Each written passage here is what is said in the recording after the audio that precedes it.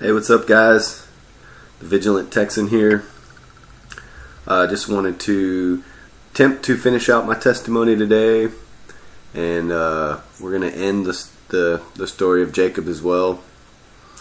A little interesting twist to the ending of Jacob's life. When I was getting ready to do this, I decided to do a little bit of research into the life of Jacob to see if I could find anything else that would kind of relate and parallel with my life and the things that have happened to me. And recently there was a part in my life that really brought me back to a closer walk with the Lord, and it was doing some research into the end times and the stuff that might help bring about the end times, the New World Order and the secret societies and the occult, and I'm studying ancient religions and starting to look at how these things are taking place and the timeline and everything. And when you feel like maybe there's an event in your life that could be catastrophic or life-changing, a lot of times it forces you to do some self-examination. And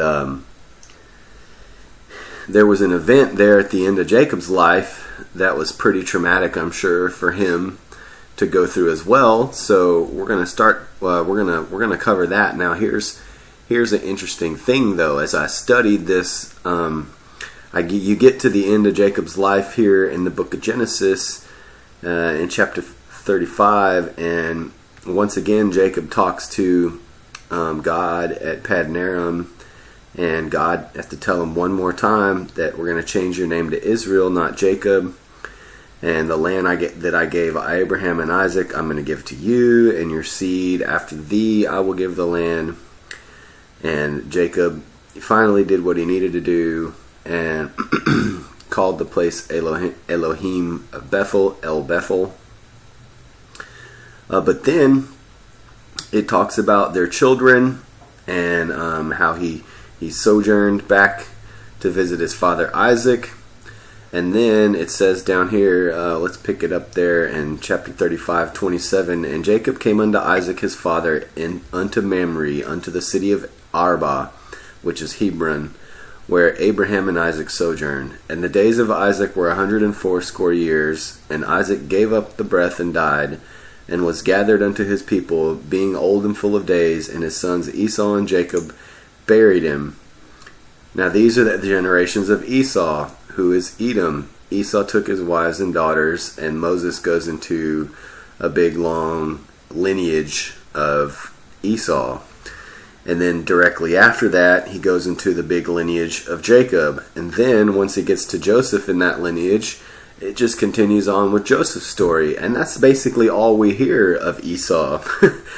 Then you look over in the book of Jubilees, and we find that there's a whole nother chapter in the story there, sort of, that just really was in the Torah there that Moses wrote. So, just to show you guys that it's always good to read everything you can about stuff that's important, and to study all the ancient writings that you can. Now, some people would say, well, if it wasn't in the actual King James Bible, the canon or whatever, that you should take it with a grain of salt, or you should be careful because it might not be authentic. Well, when I read, especially Enoch, Jubilees, Jasher, just the way it's written, the wording, the way it's put together, it just feels like the Bible to me. Like when I'm reading the book of Jubilees or Jasher or Enoch, it just feels like I'm reading the Bible. It feels like whoever wrote it, the way it was written. Now, maybe that just means it was written at the same time. But to me, if something was written before Jesus Christ came, like Jubilees, for instance, and it was an account of Genesis, of the beginning of what happened there, seems to me like you'd want to just read it. Whether it was inspired by God or not, if somebody wrote it as an actual account of what happened. So anyways, and you notice the book of Jubilees almost goes right along chapter for chapter with Genesis, which reminds me of the way the Gospels work with Jesus' life. If you look at Matthew, Mark, Luke, and John, a lot of times they reach the same part in Jesus' life at the same chapter, and the same goes for Jasher and Jubilees with Genesis. So here we are in Jubilees chapter 36. I'm just going to read the synopsis of this chapter. Isaac gives directions to his sons as to his burial, exhorts them to leave one another, makes them imprecate destruction on him who injures his brother. So he tells them, don't hurt each other. After I die, that if one of you were to injure your brother, it wouldn't be good. And he divides his possessions, giving the larger portion to Jacob, and then he dies. Now, Jacob's sons comfort him because Leah dies. So we're going to go down here to the end and pick up here.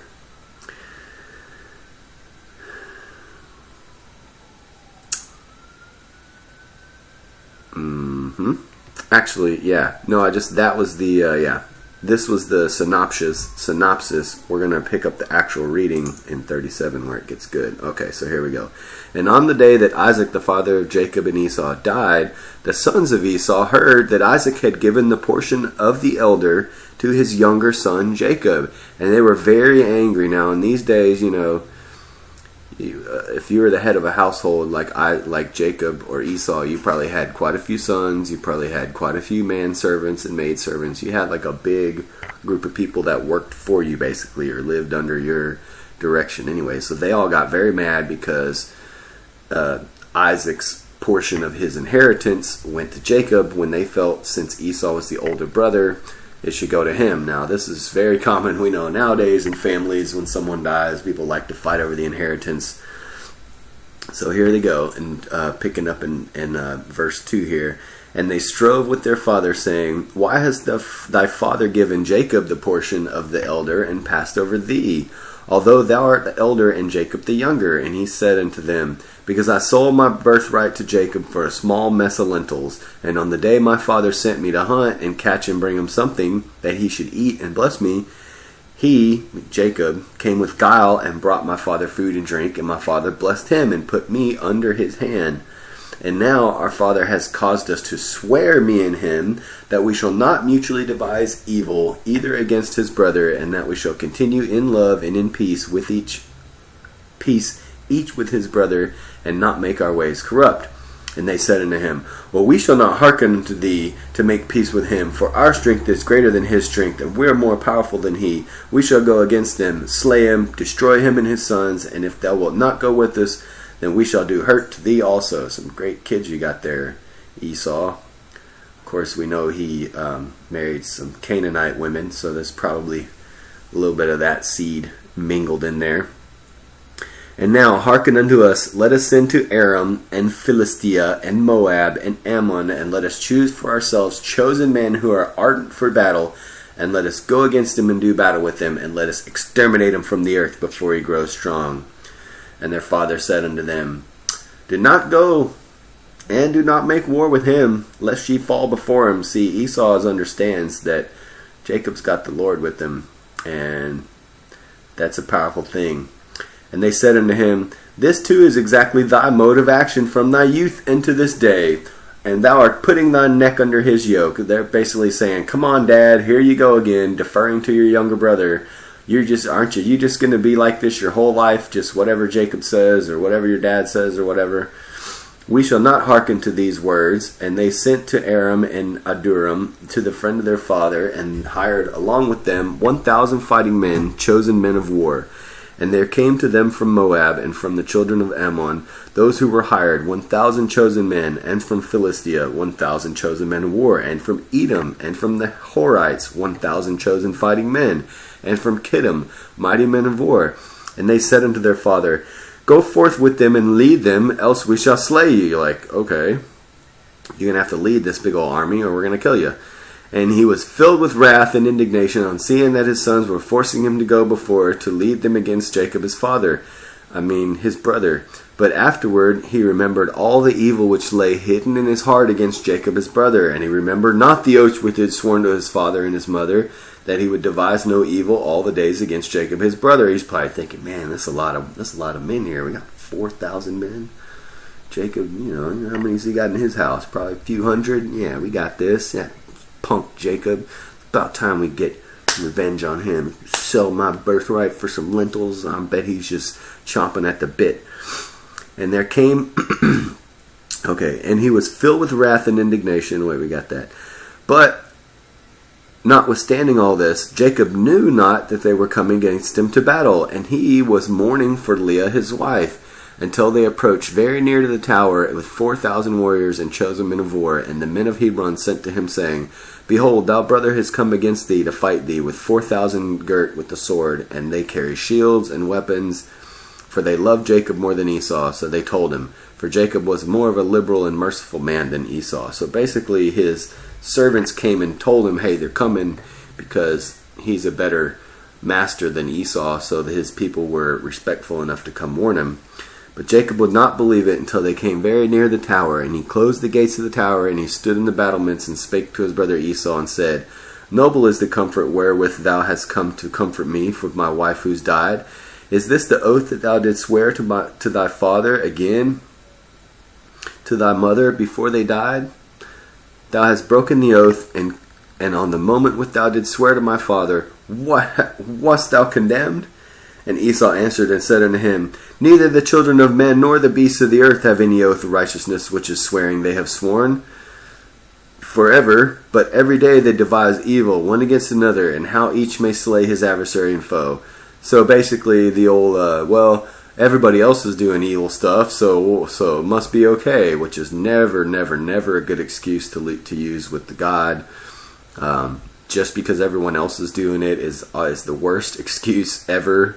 My kid tries to use that excuse to me. I always throw it in his face, like, well, what, everyone else in the class was doing it? Like, yeah, that pretty much condemns it right there. I mean, the Bible tells us the path to hell is wide. The gate is wide. Like, when you see everyone zigging one way, you might think about zagging. But anyway, Jacob would not. Okay, and thou dost hate me and my children forever, and there's no observing the tie of brotherhood with thee. Hear these words which I declare unto thee. And he breaks off into this diatribe about, does a boar change its skin and make its bristle soft as wool? Or if can cause horns to sprout forth on the head like horns of a stag or sheep?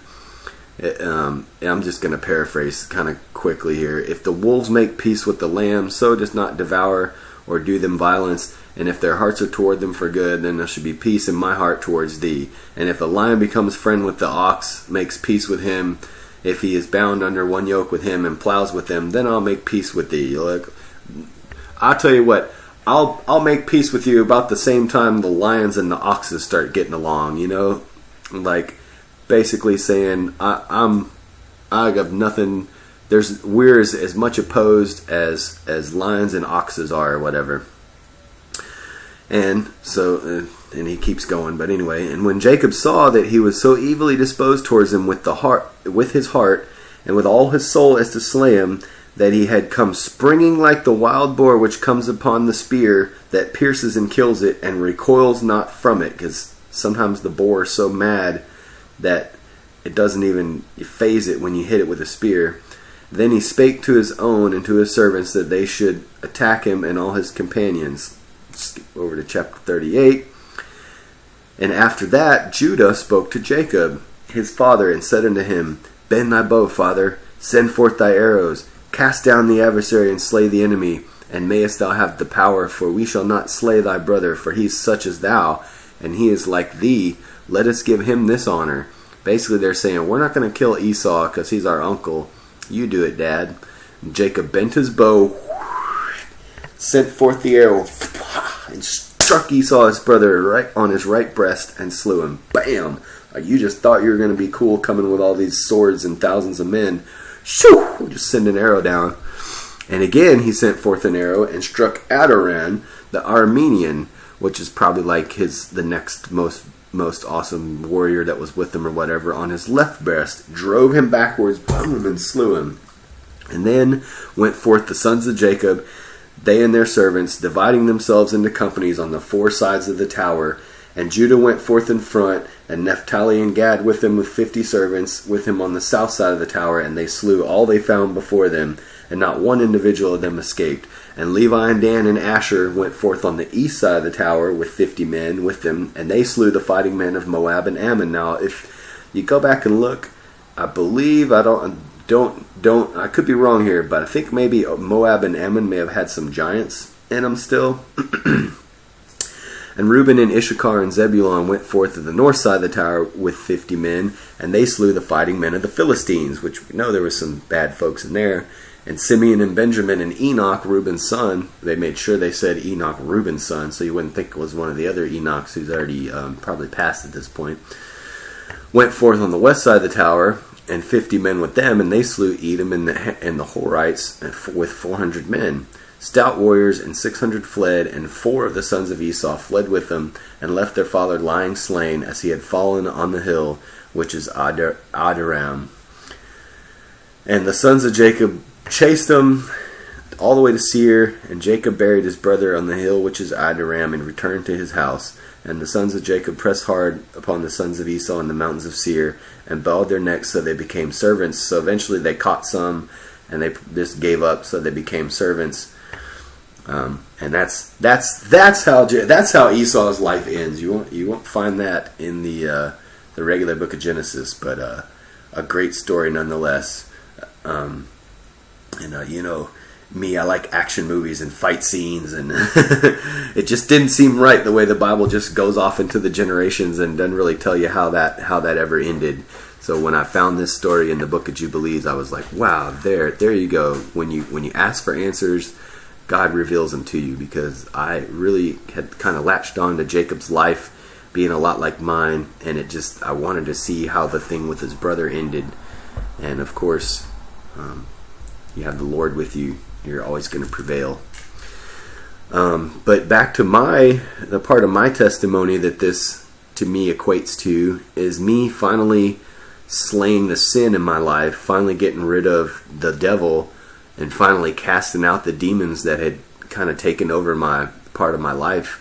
It wasn't until I realized, hey, this might be the generation where the Antichrist shows up, and this could really be the end times, and well, what am I going to do if something happens and they declare martial law? Am I going to be ready? Is my son going to be ready? Am I ready to fight this revelation end times, type of situation? And of course I wasn't, but hey, all I did was pray. I realized that God had been calling me my whole life, and I realized that it was His influence and His divine plan that had brought me to this place in my life. And once I acknowledged that, and once I kind of let go of the wheel and let God start directing my path and walking with God daily instead of doing what the world would have me do, or whatever my own desires were, boy, everything started changing for the better. And I'm here to testify, guys, that if you make that decision in your life, get ready, because if you let Jesus Christ in your heart and you let the Holy Spirit get a hold of you, there might be some changes that need to take place. But trust me, they're good changes. They're ones where after you do it, you're going to feel a deep peace and happiness inside that you never would feel when you're doing the worldly things and when you're following your own path. Sometimes you feel pride when you're doing your own thing, when you accomplish something on your own. But that pride is fleeting, man. It's never enough. It doesn't quench your soul in the way that a real relationship with God will. So I just urge you guys to think about, this life. Sometimes it seems monotonous and boring, but there really is a bigger purpose. And I believe that in America, we really could be getting close to some more tough times and some things that might be tough to deal with. All you got to do is look at the movies coming out and the subject matter of where everything's going. Because Satan is the prince of the air, and this is he's running the show right now. Everyone's just either waiting for Jesus to come back or hoping he doesn't come back. But feel free to get at me. I'm not sure where I'm going to go after the testimony now. I'll probably look at some end time stuff. But stay tuned. Thanks for listening. We'll see you guys next time.